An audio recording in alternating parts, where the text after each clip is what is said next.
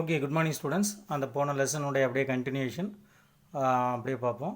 There are two aspects of conservation is that first one is in situ conservation, second one is ex situ conservation. Here in situ conservation means nothing but the natural environment, natural habitat. All the plants or animals are mostly protected in this place. Okay, this conservation of genetic resources through their protection within a natural or man-made ecosystem in which they occur. Conservation and protection of the whole ecosystem and its biodiversity at all levels in order to protect the threatened species. Okay, here there is some of the national parks in Tamil Nadu, wildlife sanctuary in Tamil Nadu. These are comes under this in situ conservation. Here there is a Gindi National Park, Gulf of Myanmar Marine, Indira Gandhi, Anamalai, Mudumalai National Park, Murkuruthi National Park. Here what are the places or what are the districts it will located. Then another one is wildlife sanctuary, Vedandangal life birds, Mudumalai, Point Kalimar, Indira Gandhi, Mundandurai. These are the sanctuaries and national parks present in this area. The next we pass on to sacred groves. Here a sacred grove or sacred woods are any group of trees that are the special religious importance to the particular culture. Sacred groves feature in various cultures throughout the world. The next we pass on to ex situ conservation.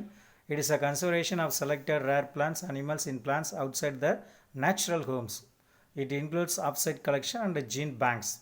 What do you mean by the offsite collection? They are live collections of wild and domesticated species in botanical garden, zoological parks, wildlife safari parks, arboreta gardens with the trees and shrub.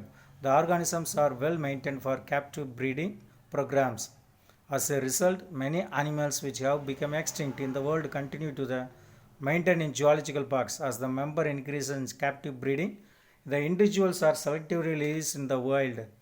In this way, the Indian crocodile and gangetic dolphin have been saved from extinction. The next one is gene banks. Here there is a gene banks are the type of biorepository which possess genetic materials. Genes of different genetic strains of commercially important plants can be stored in long periods in seed banks. Gametes of threatened species can be preserved in variable and fertile condition for long periods using cryopreservation techniques. Then what are the differences between in situ and ex situ conservation? It is the on-site conservation or the conservation of genetic resources in natural population of plant or animals.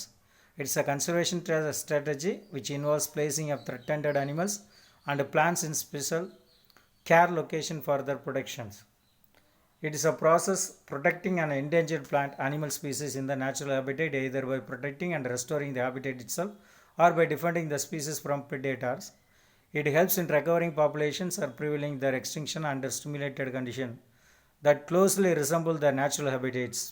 The national parks, biosphere reserve, wildlife sanctuaries from in situ conservation strategies, zoological parks, botanical gardens are common ex situ conservation programs are comes under this ex situ conservation. Okay, thank you.